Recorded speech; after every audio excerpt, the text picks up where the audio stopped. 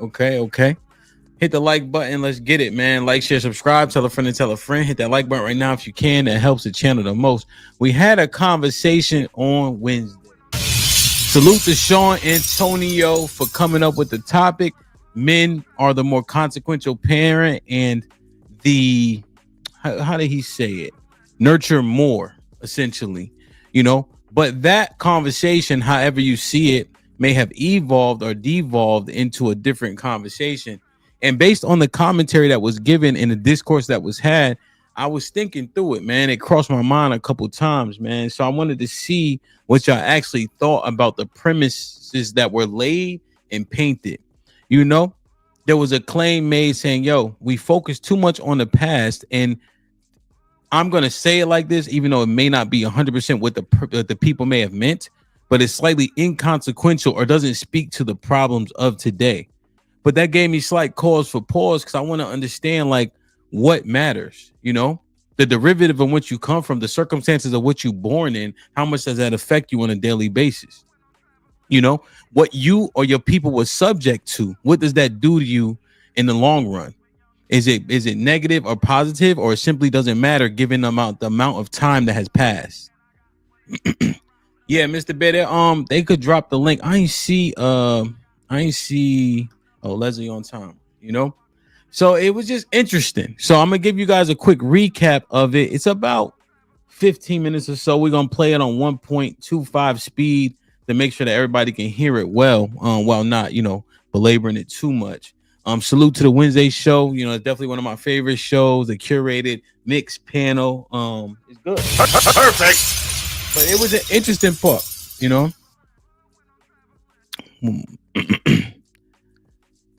Oh, yeah. I don't know. Yeah, not in that, Matt. That's the argument, So I just got a couple things up here because I was looking at a couple different things, right? So how did our families get divided and destroyed? What did we look like in each era, during slavery, right after slavery, so on and so forth? Like, how does all this manifest into what's going on today? How did it become arguably a pseudo matriarchy, right? Because we understand that at the top of the country is men, but depending on the culture, right?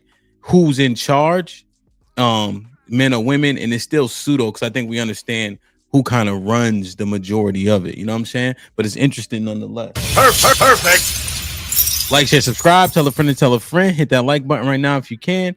That helps the channel the most. Salute to everybody who's here. Hope your Friday's going well so far. Stop that. I'm wondering how was this matriarchy able to rise to prominence? We're not prominent. How did this happen? We are not prominent. Well, you said that there is a matriarchy in place, right? Mm-hmm. And I'm asking you, how did that happen? How did the matriarchy somehow become some position? Okay, so from it being so instantly, right? Language matters, right? How does matriarchy rise to prominence? So August responds directly to the word prominent. He was saying we're under a matriarchy, but he didn't define it or characterize it as in a particular way. Dr. G uses prominent. I would assume prominent is positive. So he was arguing that, and then she clarified what she was really asking. A patriarchal to a matriarchy. Our women chose the government over keeping a nuclear family together. So government assistance was like and child support was like a safety net that allowed our women to operate out of the standing, the ordained standing that God had for man, where the woman falls underneath the man. So because she has the government there and has the home and can say, get out, you can't stay here. She can put him out of his house. Out of her house because it's her. So it's her house. Yeah, exactly. She's the one that's paying. That's on the well, not the mortgage, but the what is it? What those people? How is that so? How is that so though? Like, let's ask a different question, right? So essentially, Dr. G, just in terms of what you think, your mindset, do you think that Black people have been systematically oppressed? Absolutely. Do you think that they took aim at the men, or you think that? Absolutely. So when he's saying what he's saying about if they support how do you think they did it? Like what ways in which you think they did it? Right. I think they took aim at the men, but I don't think that somehow put women in some prominent position over the men. Not in our community. You saying they took aim at the men, but the effects were what exactly? Well, the effects were that we're kind of living through what we see right now, right? Where their homes are broken, the two parents aren't together necessarily. Children are being raised in a one-parent family as opposed to a mother and a father raising the children. Mm-hmm. But what I'm trying. Okay, well, I guess just wondering, the homes are fatherless. Do you think that was intentional? Yeah, I think it was intentional. Systematically? I think it was intentional from the system standpoint, yes, but I don't think that it had to impact the community in the way. See, this part right now, I want y'all to hear what Dr. G's saying, right? I think this is uberly important because I want to see what her agreement is as we move forward, right? Because she doesn't state the premise herself about this shit is tired about talking about what happened 50 years ago, right? She doesn't make that case, but she's saying the effects of that are literally what we see today, right? The effects of that are literally what we're seeing today. So the families are broken and fathers aren't there. And then she agrees that the government, the system took aim at the men specifically. So if it aims at the men, destroys the men, or at least knocks them down a rung, by proxy, who would have to take over if the culture and the community are one? So I'm just trying to understand, like, how does she reconcile that? You know? And so this part, when she says it doesn't mean that it has to break stuff up, what do you expect it to do? When she said it doesn't mean that that had to be the outcome. We understand it. I understand that, but what is the probability of that happening? The probability of you take aim at the end, knock the men down, right? Allow the women to be successful because they're able to leverage the government programs. And we understand, right? And I think I made this point in the clip, so maybe I'll wait. But I just trying to understand the reconciliation. So this part right here specifically. So it's not a misunderstanding, but how does it reconcile? How does it make sense altogether, right? Because when we're talking about the talking points, oftentimes we're saying they aren't cohesive. So I understand what she's saying, but is it cohesive? Because then you say, doesn't mean that had to happen. What's the likelihood that happens, though? What's up, Tyranny? What's up, Big Norm? What's up, Keep It 100? Salute. What's up, William? My brother Big Norm in the building says, it still happens. I'm looking at a brother right now because they coming to check to her crib today. They still be checking, huh? Okay. Let's see. Way that it did had everybody just stayed together. So the system had a agenda, right? Okay. And it would appear that agenda was to disrupt the home by extracting the man. But I guess my question is, why in the community did we allow that to happen? Why did the man actually leave? Well, before you respond, August, I just want to make sure I'm hearing it clearly. You're saying it was a systematic approach. Are you saying from the government and entities to destroy the nuclear family in Black communities? Yes. And they took direct aim at the men. It would appear so. Yes. What's the qualifier appear mean, just so I'm clear? Well, based on all of the variables in place. And so this is what I try to not do. Right. If I'm having a conversation, right, and let's say Cheeky asks me a question, I'm gonna try my best, if I haven't done it just generally, to not try to add a qualifier while answering the question, so that my answer is less like direct or definitive. You know, like it would appear so. We're saying you think this, and this, but then we ask you, what would be the effects? It looks like the effects would be this. No, what are the effects? It's like if you kind of try to like wiggle the answer where you're not answering definitively, you know, in a way. That appears to be what the aim was, based on what we see, the outcome of what we see. That appears to be the aim, that it was to target and take the men out. Okay, so I'm just trying to wonder, because then you're saying, I guess what I'm saying, Hamp, just to cut to you it. You can reply, August. I just was trying to understand the logic. Go ahead. I guess what I'm saying is, we know this is systematic. Why didn't we stay together and fight the system as opposed to fighting each other? That's what I'm saying. Here's the thing, right? It's a number of things that kind of is a conglomerate of things that broke the Black family up. I don't know if you familiar with the mantra of like, I don't need a man. That's Black women champion that all the time. And so the government being able to systematically create a safety net for women, and then the mantra of not needing their men creates the separation. And so men are not going to be where they are not needed. That's just not going to happen. They have to be in a position of authority. And so when you have the dynamic in a household where the woman is in charge and she's the head of household because the government is allowing it to be that way, then his authority, his voice in that house doesn't have as much thunder as it would if they were in his house. And so there would have to be a giving up of the power, and under this man's rule, which our women didn't choose. My mom being one of them. And you see that happen a lot. And actually, and I'm gonna end it right here, a lot of older women teach younger women how to get on government assistance versus the idea of find a man, get married. It's independence, feminist ideology, and that's the recipe that led us to here. But I'll stop there.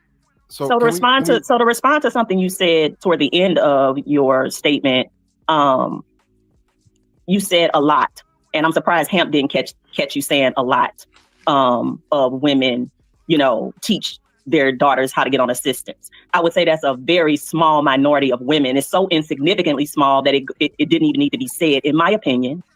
And then to go back to something you said, the government created programs for single families, not for women, because a man can qualify for those same benefits, right? So what I'm saying is, the Black community, we should have stayed together, right? Swallow your pride, right? If it's about getting ahead, then stay together and do it. If she's the one that you perceive to be getting the benefits, then be there and lead her to getting whatever it needs to come back to the family to hold it together. Can I ask a question? Swallow your pride and your ego, right? And another thing too about the nurturing aspect of it, a man is not going to be where he's not needed. If he has children in that home, he's needed. He's needed. In that regard, you gotta look at the bigger picture for your family and your community. Yes, there's an attack on you. So she's saying, regardless of what they tried to do, pit us against each other by taking direct aim, that she agrees they took direct aim at the men specifically, we should have fought it. But if they pit us against each other, then aim at the men directly and then say, here's a potential subsidy that you qualify for, even if the demographic is small. And then a lot of people are trying to like pass down those subsidies as well. But she's saying we should have stood together and fought no matter what. But there's so many factors, and I got a couple of different things I want to show you guys. Like as an example, right in the midst of that Jim Crow era, a little bit after, a lot of the industrious jobs moved. Those jobs were moved, whether it be offshore, right? Kind of like out of range, out of reach, because travel wasn't as easy to obtain back then. And then so what happens? Because a single person should be able to sustain a family with a supplement from the other, right? But there's a bunch of factors that fall into it. And so now if money is one of the top 3 reasons why people are getting divorced, right? Money is an extreme stressor when you don't have any. So I think there's a lot that does go into it. Section 8 and government assistance is often harped on, but there is a lot that goes around it. Now, we just saw that, right? Now, here's the thing, because it's about why did these men leave? We hear that so often. Why didn't they stay and fight and etc.?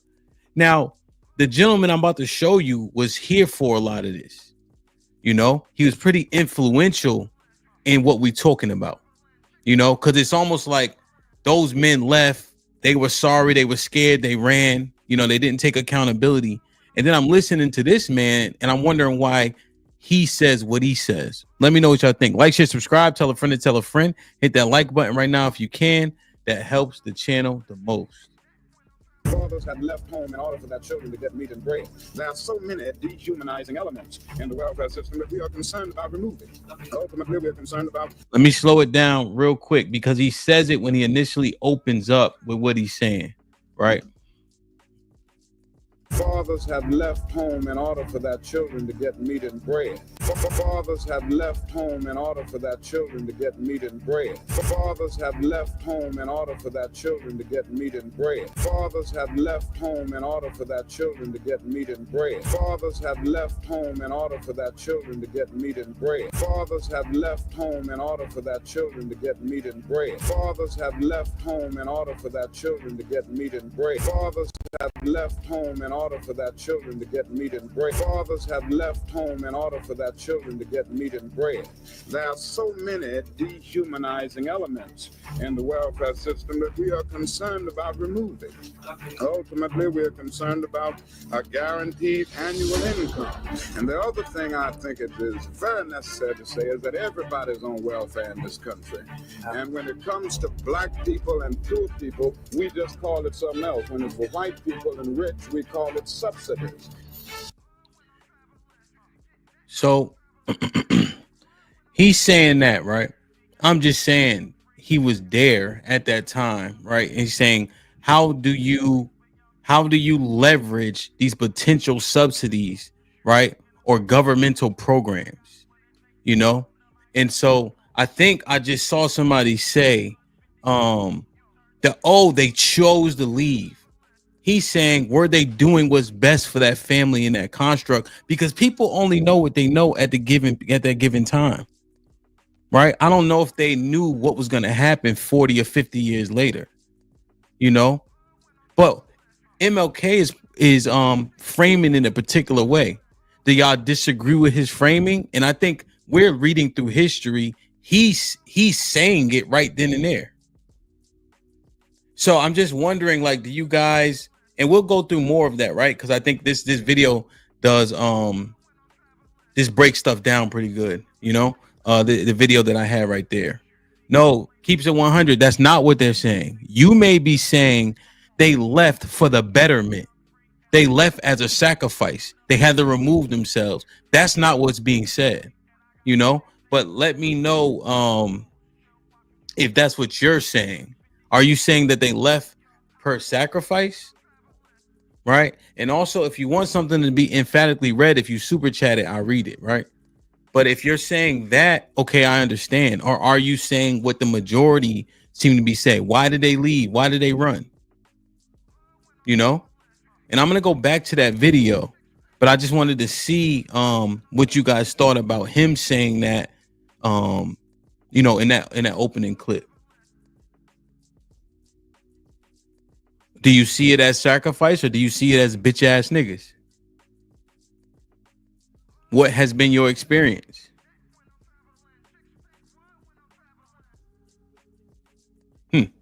Like, share, subscribe, tell a friend and tell a friend. Hit that like button right now if you can. That helps the channel the most. So I just wanted to play that because it was good in that interjection there, right? Okay. Let's keep going. Oh, let me read the super chat real quick. My brother Kasim, what up, OG?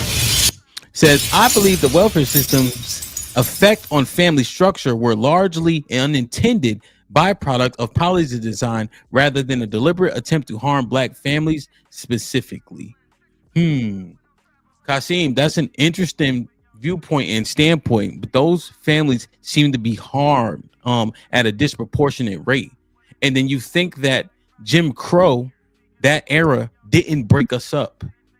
Our men going to war and not reaping the benefits, didn't break us up, right? So right after Jim Crow, now we have the crack epidemics. And if you believe that drugs and guns were literally dropped off in our communities, it'd be hard pressed to say that it wasn't intentional, right? Because those things have to coincide. They don't live independently of their own.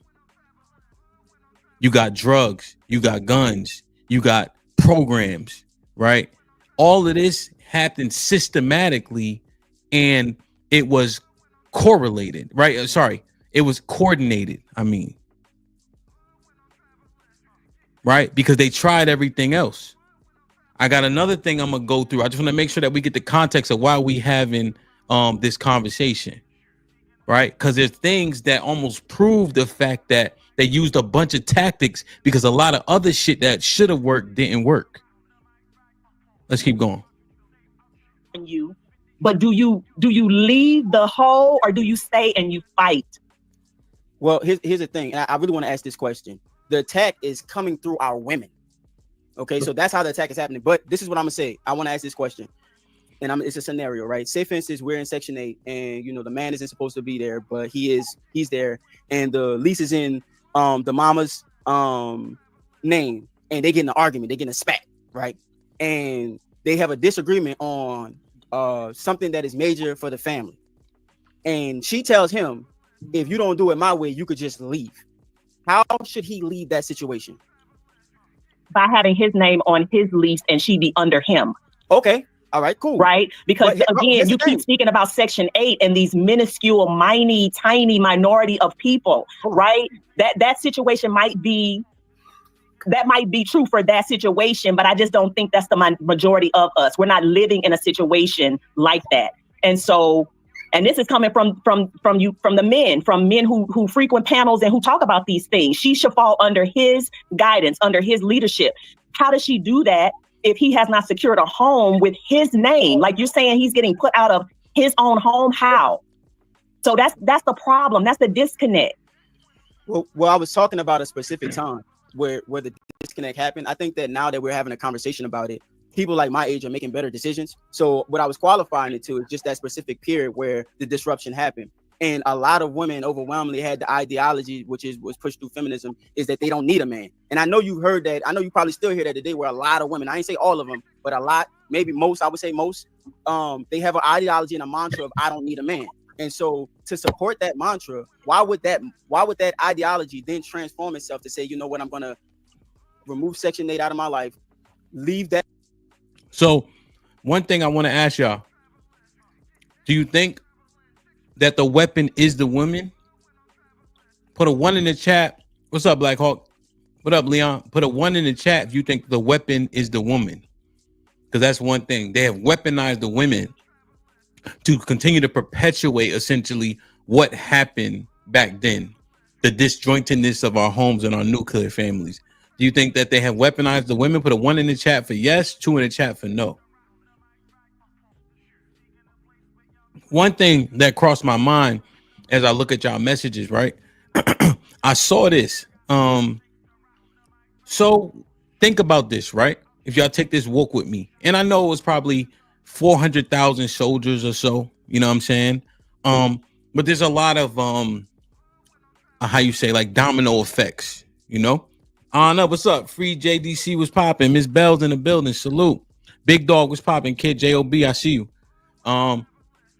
Miss Liv, salute. Hood Conservative, what up? Gerald, what up? So this one, right? When you have the men coming back from war, right? You got the Vietnam stuff, you know? I don't know what they had when they left, but, you know, with being drafted, they pretty young and etc. And then when they come home, right? What houses and homes do they go back to? Right? I guess it just makes sense. And you got 300,000. So again, if you want to say it's a nominal number, so be it. Here's just what I'm thinking. If I go off the war at 18, I don't get back till I'm 20, 21, 22, right? And I'm dealing with a woman or whatever the case is, right? What house do I move into?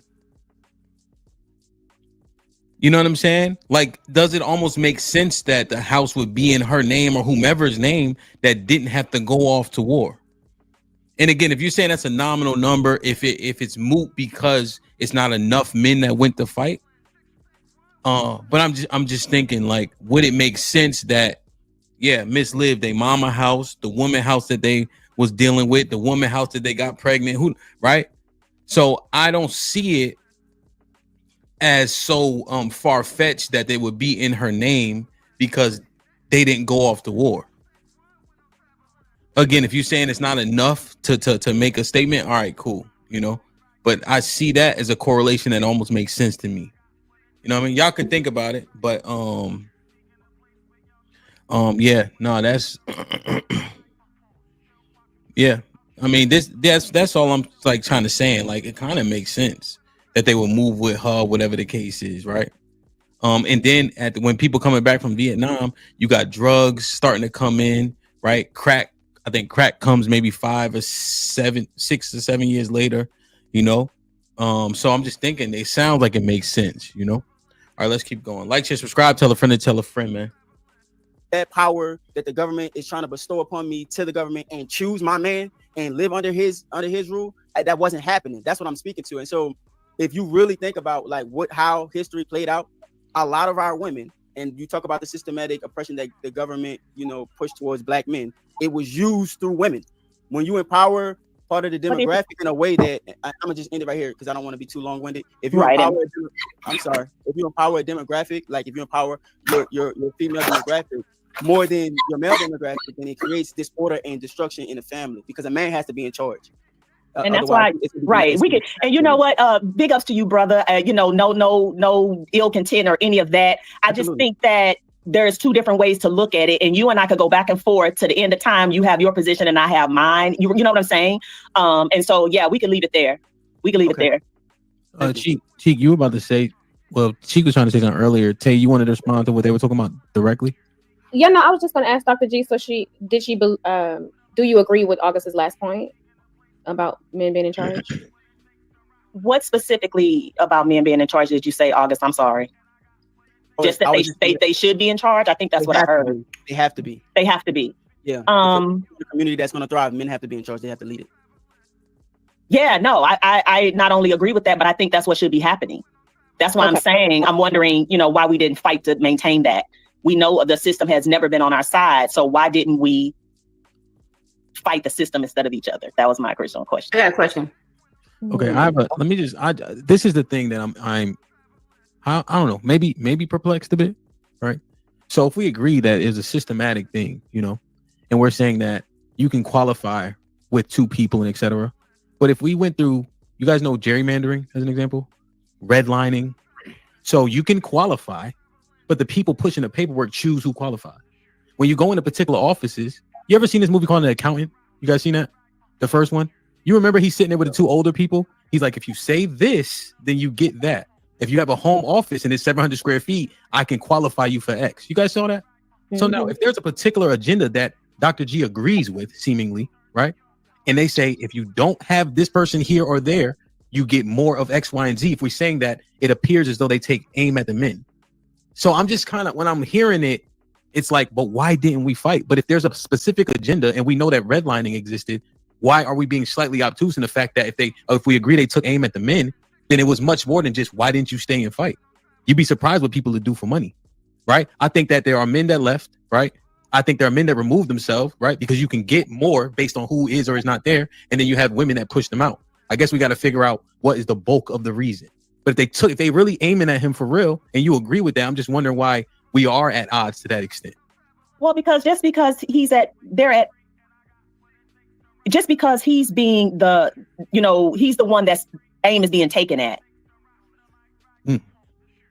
That means you give up, you leave your family, you leave your woman, and you're gone. Like, you're not even I'm not going to be here, but I'm a pour in, or I'm going to take the kids, or I just don't know, Hamp. It can't be as simple as, because we've been fighting systematic oppression since we've been here. It's not simple, right? But it's just like, why didn't he do that? And I'm just wondering, like, do you know what type of guns they're using? But that's not the only reason either. I think I'm just wondering. So I'm just wondering that part, right? I'm not saying we have to over. You know what I'm saying? I'm just thinking like. I mean, I don't think it's clear cut. No, it's not. But I'm thinking that we would be more on the same side. And I don't think we're on opposing sides. I just want to put it out there.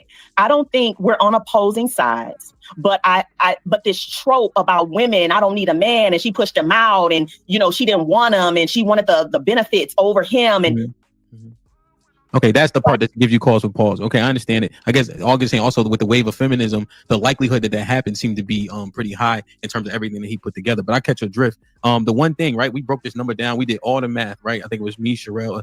So it looks like based on where we at now, 30% of our households are actually fatherless. We like broke down all the numbers, married and the fathers that are involved and etc. So it's actually the minority, at this juncture, right? Because if you just try to leverage marriage stats, you're going to be at a extreme deficit. But when you start breaking it down about fathers involved, and because you can do it based on visitation, even you got court records and such. So we kind of broke it down in that way. Tay was about to say.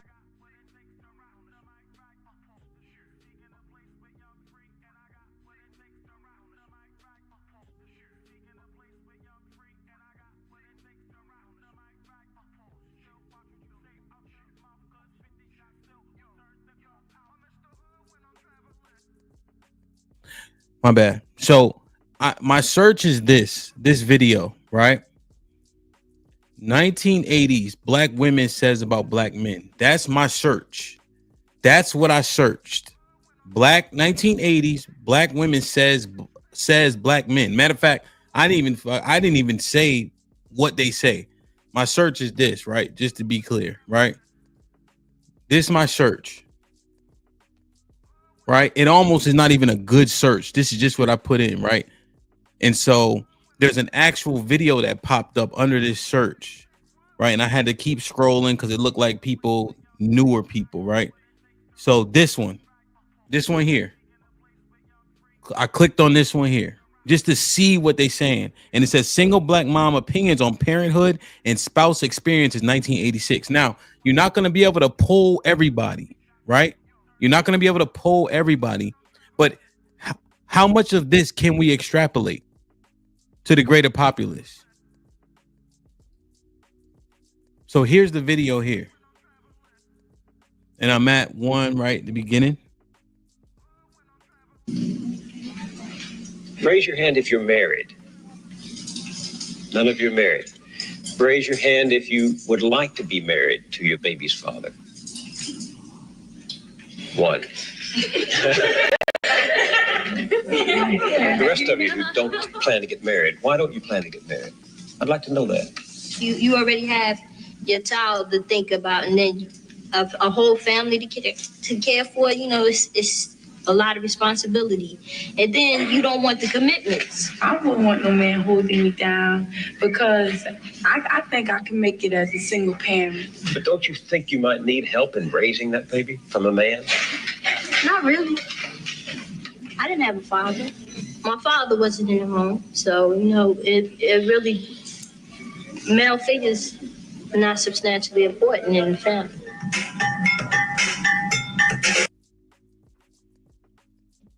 So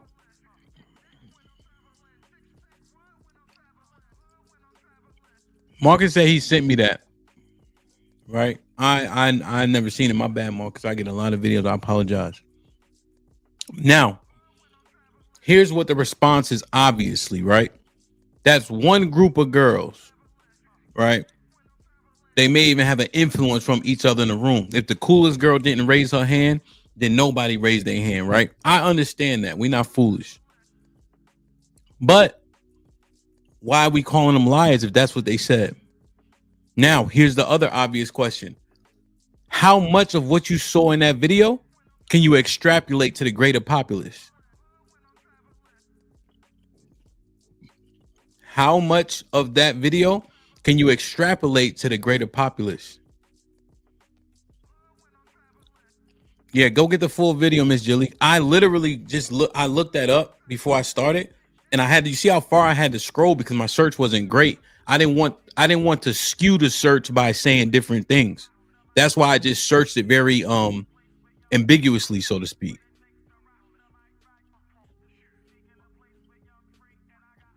Yeah.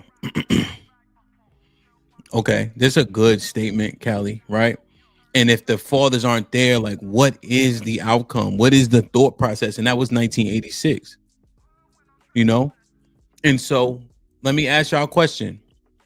Of the single the fatherless home epidemic that we lived through, what percentage of what you saw in that video would you be able to say would agree? So if there's 100 black women that didn't have fathers in the home, right, or said what they said, didn't need a father, what percentage of the 100 would agree with those 5 girls? 50%, 60%, with 70%, 20%? You think that they're the extreme minority? And I'm listening well because I'm looking at what MLK said too. So what y'all think? So JLB said 40% would agree with those girls. T Leave said 65 to 70. Boot Camp said 70. What percentage? 70 plus. What do y'all think? We trying to understand it. Yeah, they in their 50s now. Word, yeah. So Mills said 50. EJ said 80%. 65%, 60% would agree. 70% would agree. Okay. What you think? Yeah, so I'm just wondering who would agree. Now, here's the thing. I didn't ask. Heather said 60%. Yeah, Rainbow Kid, I think, and that's kind of what Callie was saying too. So I 100% agree. Let me see real quick. Okay. Now, Miss Jilly, what part should I go to? Or what part do you, Miss Jilly, my question is, okay, so Rashada, what's up? Rashada said 30%.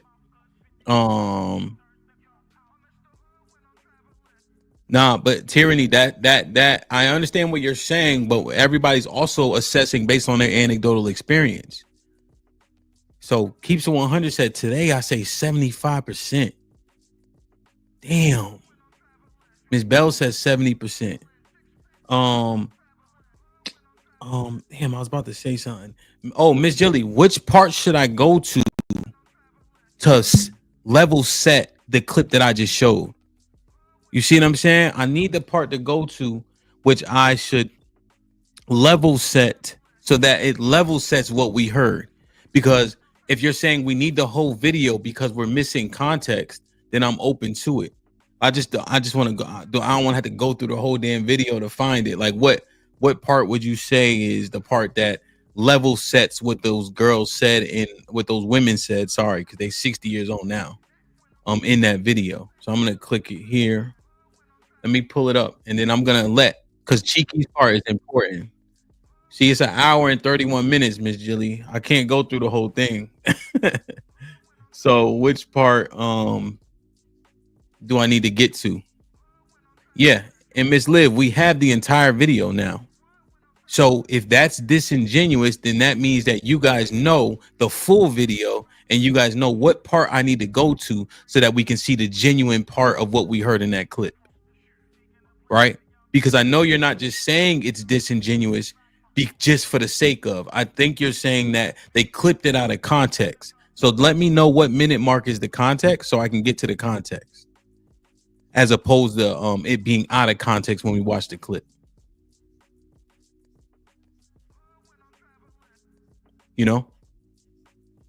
I can't go through the whole thing. So you guys are saying it's disingenuous. Just let me know what part to go to. Or is it at the beginning? So the baby's right here. So it looks like it's at the beginning, maybe. So let me play it from the beginning. And I'm going to speed it up just a little bit. Y'all let me know if this is too fast, all right? Like, share, subscribe, tell a friend and tell a friend. Hit that like button right now if you can. That helps the channel the most. Callie with the $5 says, my dad left the home for government assistance. Ellipsis. He wasn't kicked out and they never broke up. Okay. TD with the $5. What up, TD? Says, I agree with Kasim's statement. I really don't think it was intentional. Okay. There's a couple things I want to go through. So y'all could be right. I just don't know based on the other information that we got to kind of climb through a little bit. Keeps It 100 with the $5 says, I agree that it was more about finances. Black men kept saying black women chose welfare over them. She and he chose it for survival purposes. Okay. Understood. That's a solid statement. Aaron with the $2 says, these people still alive, exclamation point. So the convo's still fresh. Mahogany with the $5. What's up, Mahogany? Says, reminds me of generational effect on families of black soldiers who were denied benefits promised to them. Indeed, that is closely correlated, if not almost exact to this, and maybe even a precursor. You know what I mean, Mahogany? Servant of Yah, what up, brethren? Shalom with the $5 says, what's going on, brother Hamp? The young ladies in that video are now in their 50s. Servant of Yah with the $2 says, what was shown speaks volumes. Like, share, subscribe, tell a friend and tell a friend. Hit that like button right now if you can. That helps the channel the most. Raise your hand if you're married. None of you are married. Raise your hand if you would like to be married to your baby's father. 1. The rest of you who don't plan to get married, why don't you plan to get married? I'd like to know that. You already have your child to think about, and then a whole family to care for. You know, it's a lot of responsibility. And then you don't want the commitments. I wouldn't want no man holding me down because I think I can make it as a single parent. But don't you think you might need help in raising that baby from a man? Not really. I didn't have a father. My father wasn't in the home, so you know, it really male figures are not substantially important in the family. I ain't thinking about holding up for no sex, my man. You know, if a girl, you know, she get having a baby, carrying a baby, that's on her. You know, I'm not gonna stop my pleasures because of another woman. What about birth control? What about condoms? Girls don't like them things. They don't like them things. You know, tell you to take them things out. They figure that you saying that they filthy or they dirty or something. It's been a startling change in values. 25 years ago, you would not have heard such things said so freely because they were not embraced so widely. The strong family was still the backbone of Black America, and 3 out of 4 children had both parents at home. That is true no longer. Most Black children are now growing up without their fathers. The result is a world turned upside down as children copy what they see and repeat what they learn. LaDawn said she didn't have a father in her home and doesn't think her children need one. She's not unusual. Half the Black families today are headed only by a woman. Florinda said she could make it on her own as a single parent. She has never been married and is raising her daughter without a man's help. All right, Miss Jelly told me to go to 22:30. Okay. Let me see. Black Hawk, I'm gonna check. That's what I was just doing. My bad. Mrs. Ward. Yes, I go see him every now and then. How old is he now? He's 5, if I'm not mistaken. 5 or 4, you know. And then the fourth one was? Simone. I only saw her twice. 2 times. What happened to her? It's a family problem. You know, the father don't want me to see the mother and all that. You know, so I got tired of running behind her and found me someone else. I didn't have to sweat it because I guess the father was taking care of them anyway. So, how does it feel to have no kids? Kids? Oh, well, you get to see. If it ain't one thing you've done, you like artwork, for instance. You look at your art, you say, this is something that I've done. Just like the carpenter, it's something that you've done. You can see what you've done. If it's anything, if you don't do nothing, you can see something, you know, what your life was, you know, it was to you. So the kids are sort of artwork? Well, not really, but you can, like they might grow up to be doctors or actors, you know, and you say, look, that's my boy, or that's my girl, you know. Whereas, you know, there's some people that can't have children at all. Their mothers raised Timothy's children, and welfare pays for them. On the first day of each month at noon, the mothers gather outside the project's mailroom, waiting for the postman to deliver their check. Oh, we call it Mother's Day. Why? Because us mothers be getting our check that day, getting their welfare check, so we call it Mother's Day. So, what's up, Smitty? What up, Zero? Kelvin, what's goody? Devin, what's popping? So, Miss Jilly's saying not only did they see the sorry, what was it? Not only did they don't see the value, the men were saying, yo, it's like artwork. Once you paint it, you leave it and you let other people admire it. He only seen his kids once or twice. So I guess we have to ask the same question. The gentleman that y'all saw right there, what percentage of black men do you extrapolate his modus operandi to? You got 100 black men right there. How many are talking how he talking?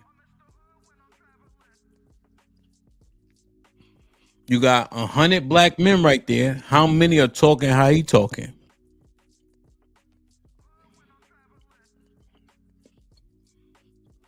How are we? Oh, how many are talking like he talking? Right?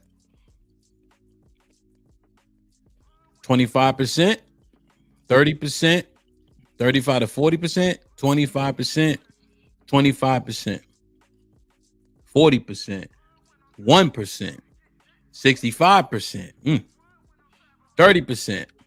Did he? 30%, 30%. Let me ask y'all. Let me just ask y'all a question, right? Because we looking at the clips. Somebody said I cut it off, right? That just shows they literally aren't even listening to the show, or maybe they got here late, you know? So just looking at that right there, the problem, and I guess this would be an obvious question, hopefully, so I'll ask it. Does it matter that it was 5 women in that room and 1 man? So if it was 5 women agreeing, essentially, one of them says she want to get married, so maybe 5 and 1 man, does that matter? Or is the ideology still represented even if he was by himself? Just because it's like an obvious question, so I have to ask it. So Miss Jilly, is that, I think, so Miss Jilly, you're just saying that it was a combination. Niggas leaving because they don't have no intention. And then also the women not seeing the need for the man. And so what it did say is, right? They let Section 8 take care of them. Or they let, Section 8, oh no, welfare, sorry. He said they let welfare take care of the kids. Okay, really, you saying it don't matter 5 or 1, that's inconsequential, okay. And it said they let welfare take care of the kids. And then coupled with what Martin said, okay. Perfect. Like, share, subscribe, tell a friend and tell a friend. Hit that like button right now if you can. That helps the channel the most. Let me read these real quick. Curtis with the $5 says, we also have to look at industrialization in the 1950s and 60s. Black unemployment was 10% through that time period. Yeah, real shit. Serving a Yah with the $2 says, the loud minority. Okay. Black Hawk Salute with the $10 Cash App says, Black women fought to remove the no father clause for Section 8 in 1968. Bravo. Perfect. Shit like that. This is my OG Bravo Tech in the building with the 20 ball says, me and the wife headed to Destin for the weekend, listening from the class. Perfect. Bravo Tech, salute OG. I love you. I appreciate you, man. Thank you for all the love and support, especially in Atlanta, man.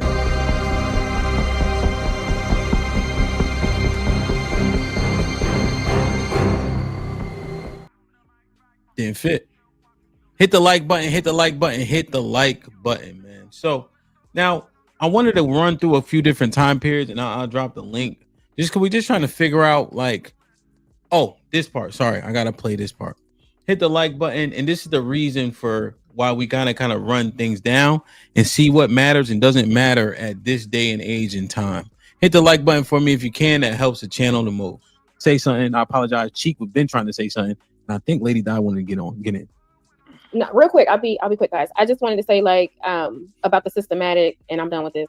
That somebody somewhere, right, understood how important it was for the man not to be in the household systematically. So I think we need to really think about that more so and let it hit and step outside our feelings and think about the logic behind it, because somebody somewhere understood that our homes will be broken and that our community will be a mess like it is now, which we're trying to fix it, but we can't fix it if the women are not aligned with what the men are saying needs to happen for us to be successful at building our community back up and making these relationships more successful and getting that marriage rate up. So that's all I'm gonna say about that.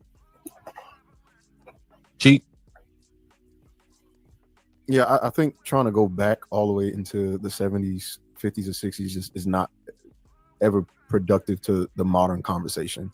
Not because those things don't matter, but because that's just not a true tale of the current situation. Like, that's another thing that's what I was going to say is, like, most kids do have a mother and the father in the home, right? Whether it be they're married or not, the involvement of both parents is been documented, and they did show on it, and they went over stats for that. 1, 2, when it comes to the whole Black fathers being involved with children, they that 50% sharing half and half, fathers are involved in the mourning process as well. They help get the kids ready. They help. That's been recorded and that's statistically proven. Right. So there's not like these fathers wake up in the morning at 5 a.m. or whatever the case and then go to work for 15 hours a day and then come back. No, most people's jobs don't even require all of that. So they do that. They help in the process of getting the kids together too. When it comes to sending them off to school. So when it comes to the 50-50 nurturing thing, men also take part of the daily process. I don't know why we try to make it seem like women solely do that. They don't. We don't live in the time. So the key point, my bad, I was just trying to cue this video. The key point when Cheek was kind of saying like it doesn't, I don't want to misquote, like misgeneralize, you know, or overgeneralize what he's saying, but you know, how much does that have to do with today? Now, one thing that gave me cause for pause is because looking up or assessing epigenetics from a layman viewpoint, of course, right? Epigenetics is the lens that I kind of, when I heard that, I'm like, well, I'm not so sure, right? Because if you believe that epigenetics has a effect on people, then that would mean the past absolutely matters. If you can pass down trauma and change someone's disposition because epigenetics is a thing, then the past has all to do with what's happening right now.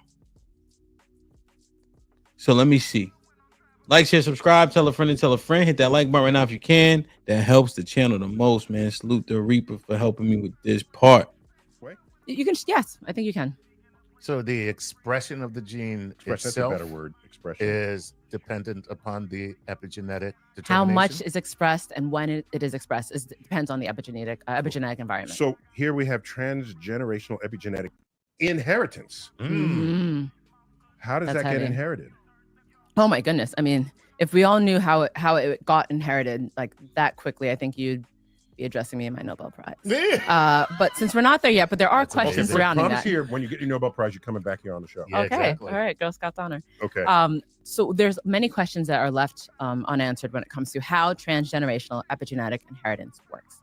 I think we're at the space now in neuroscience where we are observing that intergenerational inheritance of an experience is pretty much canon now. We can say with my studies as well as others that an experience in a parent will change the way the offspring develop. And I'll be pretty specific with this. Experience in a parent. Experience in a parent. Even before the child is conceived. Exactly. Before the child is conceived. So boom, right? And this is why I'm looking at it in such a way, right? We're just trying to walk it down, you know? Experiencing a child or in a parent when the child is conceived will affect the child. Not a pregnant model organism. Because we heard that can be influenced. You could envision a way if you have a pregnant person that's pregnant with a female, the eggs of their granddaughter could be inside of them. So you pretty much can be talking to 3 generations in one space. Okay, well, catch me up on Bio 101.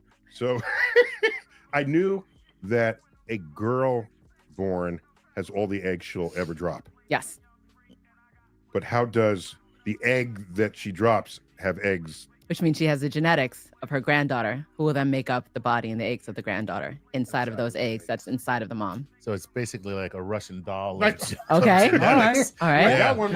I got 2 Russian dolls here. Okay. So pass me my Russian doll. Okay. Oh, she's got a space station. With the Miss Jilly to that, based on this clip here, it was the Dutch that they kind of looked at it. Whose office do you think you're in?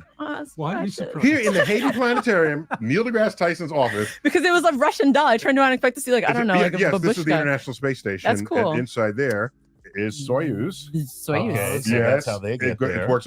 Okay, so each of these is sort of a genetic expression within the previous one. So the one inside of there. She wanted me to keep going. Okay. The one inside of there. So let's say mom's space station had like stressful experience. Yes. And then baby, what's on baby? This is Soyuz. Baby Soyuz. Yes. Yeah, baby Soyuz is probably gonna be stressed, but baby Soyuz was there in the ether, right? Okay. Now we're talking about grandbaby. Who's grandbaby? Okay, I don't know what this thing is. Nor it do looks I. sci-fi to me. Okay. So this is now grandchild.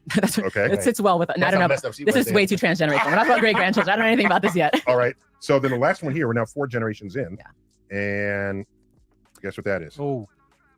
Sputnik. Yeah. Sputnik. And it's Russian all the way through. Oh, look at that. That's a So good one. you're telling me that some elements of all of our behavior is not our fault.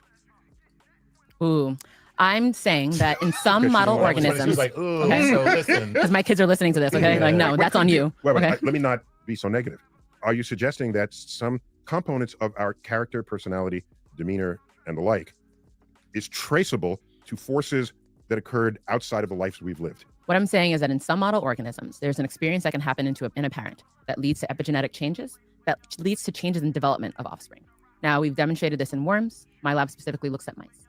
When it comes to humans, the most studied topic surrounding intergenerational and transgenerational inheritance comes from after World War II, the Dutch hunger winter. So this is a period of time where the Netherlands were cut off from food, and it led to a man-made famine. So this is also, I think, something pretty particular. We're not talking about it. Really? Yeah, 1944 to 1945. Yes. Even that late in the war. Then the generations were suffering from serious medical conditions of diabetes, hypertension, even schizophrenia, not just for the children.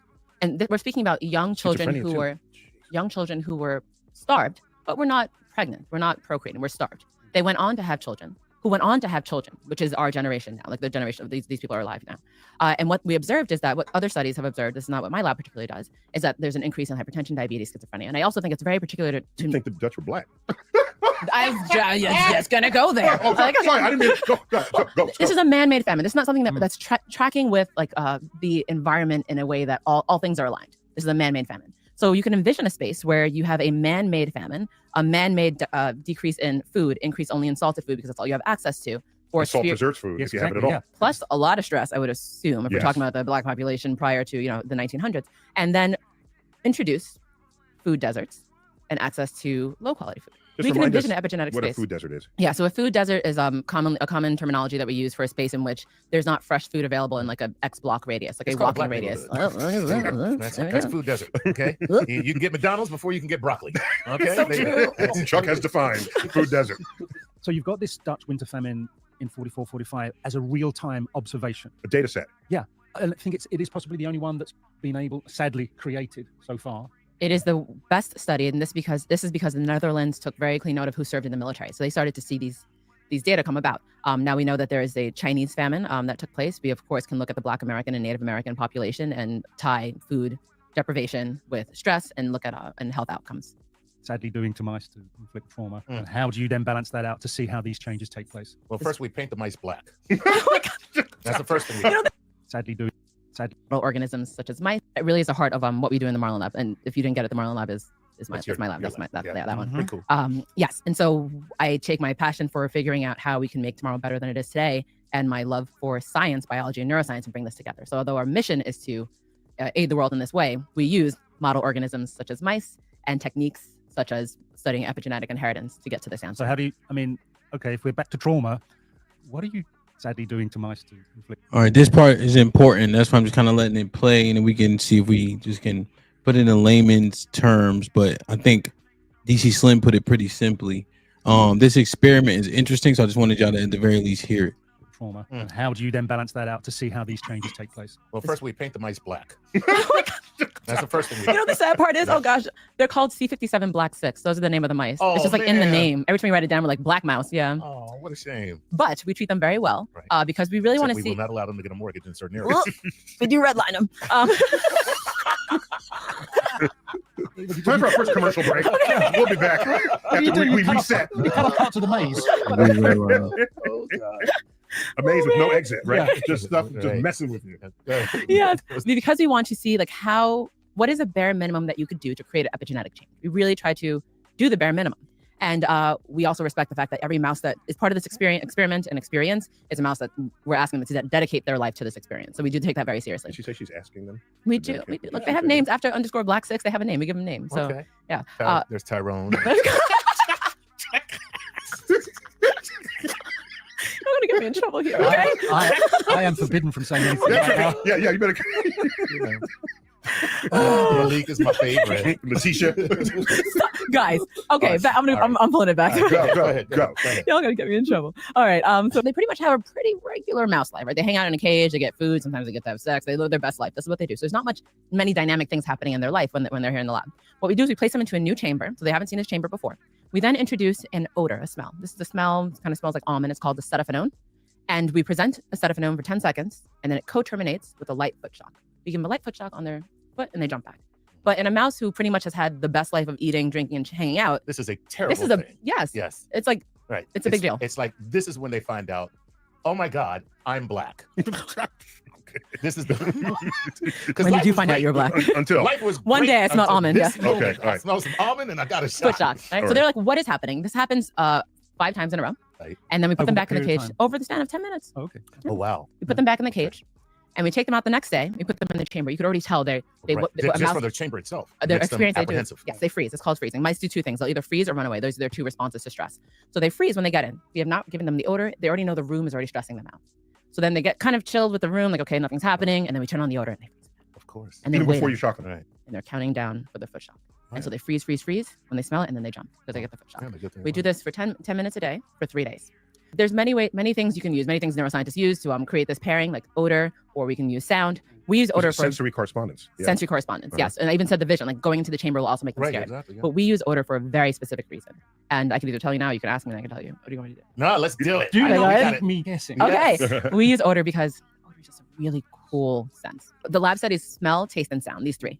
And focusing on odor, when you breathe in, you respire. You're smelling my lovely Aqua de Parma perfume, right? And you'll remember this moment forever because of this. This is how we interact with the world. When you breathe in, there's some neurons that interact both with the world and with the brain. These neurons are called olfactory sensory neurons. So they're first order neurons that explore the world and also can send a message back to the brain. And I was lucky enough to train under Richard Axel for my postdoc. He won the Nobel Prize for understanding. He, along with his postdoc, Linda Buck, won the Nobel Prize in 2004 for ironing out what it means to have a mammalian sensory system like this, like the nose. And what we see in the nose is that every neuron in the nose expresses only one olfactory receptor. So it can pretty much only respond to a chemical that binds only to that receptor. Wow. So there's a level of specificity. And in speaking about epigenetic inheritance and transgenerational epigenetic inheritance, what does it mean for us to be stressed because of our ancestors? This is what we're missing in the field. And so I'm so proud that my lab has been able to bring this to the field, the level of specificity. Because we're not talking about your feelings getting hurt. We're talking about an odor that only binds and activates this one receptor in this nose. Right. And what we've been able to replicate, because another lab did this first and it came up with a lot of controversy, and then demonstrate to a higher extent, is that those neurons that were smelled like almond, you take that mouse out, not the moms, only the dads. You breed them, and you look at the next generation, and those generations are born with a different olfactory sensory. Get the hell out of here. So how do you? That is 'cause insane. It's not as if you can look up the nose and say, oh, you've got more, or you've got the same. So how are you testing? So literally they correlated the smell of almond with the shock treatment. They did it for 10 minutes over the course of 5 days. They then took the fathers out that went through shock treatment, bred them, and the sensory nerve was different in the offspring. And if you want to dismiss it and say it's rats or whatever the case is, but they test a lot of shit on animals and shit like that first. But the point is that there was a change in the children based on what the father for this mouse experiment experienced. Olfactory sensory nerve, right? And so because the father had the almond correlated to the shock treatment, whenever he smelled almond going forward, he would tense up. And then he had the shock treatment, and therefore the kid came out differently. That shit is interesting. And that's why I don't know if we can dismiss the past with everything that we're looking at. Kurt with the $5 says, did I read this one? Did I read this one? Oh, Curtis with the $5 says, how did those women get pregnant with no marriage? The dude literally said the girls didn't want any condoms on. Okay. The male feminist with the $2 says, do black men know their true impact on the stats? You have to further expound on what it is that you're asking. The black male feminist with the $2 says, if black men wanted better, we would do better. Like, share, subscribe, tell a friend to tell a friend. Hit that like button right now if you can. That helps the channel the most. That shit is interesting, man. Just looking at those different impacts, as we parse through these stuff regarding epigenetics, right?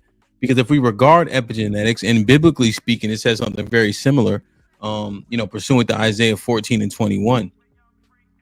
The children will essentially pay for the sins of their forefathers, so what does that look like as we pass down, traumas? A lot of times kids don't remember what happened, but they remember the feeling, they know what they associated with said feeling. They know how you treated them, and yeah. So basically, yeah, it's like the code was rewritten in the mice based on the trauma that the father had endured. you know, in those particular systems, which is pretty interesting. You know, I was looking through the different eras, ERA apostrophe S maybe, right? You know, just looking at the epigenetics, and it's just like, when were we doing bad? You know what I'm saying?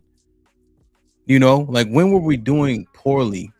And people often argue, like, during Reconstruction, we were doing maybe better than ever. Is that because the families were intact? What's up, Big Draws? What's up, Fifi? What's up, Royce? What's up, Omega? Yeah, no apostrophe. Thank you, my brother.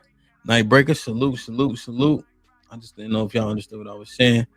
So looking at like all these different eras and etc., you know, when did the breakdown start to happen? You know, Reconstruction directly after Civil War, and we had a whole lot of things created, including like the black colleges, the Reconstruction Acts, you know, who allowed black people, you know, to be involved in government. It seemed like we made it solid, you know, Jim Crow, where you start to see a whole lot following Reconstruction, where economic opportunities started to be limited, and yet the families were still decently intact, because it seems like that's like the main catalyst. Now, when you know, jobs started to move out of the areas and such, you know, how did you earn a living in which you could sustain a family? You know, so just looking at the different eras to see what, when, and who matters. Yeah, and we start to see things really start to fall apart after Jim Crow, really after civil rights, you know, late 60s, early 70s, which is, you know, like Jay Miller saying, Vietnam and such. And so we're just trying to figure out, and that's why even though when the welfare system first happened, right? I don't know who said it earlier, but when the welfare system was first enacted during the Great Depression in the 1920s, that we didn't have access to, you know, we understand that, to Kasim's point, it wasn't initially created for that. But then when people start to assess the things that they have available to people and how they can leverage it over people, you create programs, and then you couple it with things like even redlining as an example. And so even when we say they removed the clause where men couldn't be included, right? The reason why that doesn't hit that hard pause to me is because the people who run in it can still skew it. So for instance, redlining, technically everybody could apply, right? You can apply to live, you can try to apply for a mortgage, but whomever's in charge is making the selection. So if the person that's running the system that said this for everybody, yep, they're practicing nepotism, racism, discrimination, right? They have instructions from above that say, hey, don't give these people access. Regardless of how it's written, the people who are implementing it are going to make the decisions. So you can remove a clause, but it doesn't mean those people are going to follow it, right? That could just simply be a more formality. And we saw it with so many different things, gerrymandering, redlining, and etc., just as a few examples. So that doesn't just clarify, oh, because they removed the clause, that means that the practice has changed. You know, a lot of people do things as a formality or to shut people up. So it's just interesting in that way, man. But the epigenetics thing is the reason why I don't think that you can remove or say the past isn't as impactful if literally we have trauma responses to so many things. You know, we have trauma responses to so many things for so many reasons. You know, and think about this, right? If you pass down an ideology, that's all you need. Because what people thinking is what they're going to do. You know, and so, and then what's going to be perpetuated is what they think. You know, how they feel, what makes them feel better, what's more comfortable. You know, and if you can affect a people like you could a mouse, and you change these neural responses, what happens?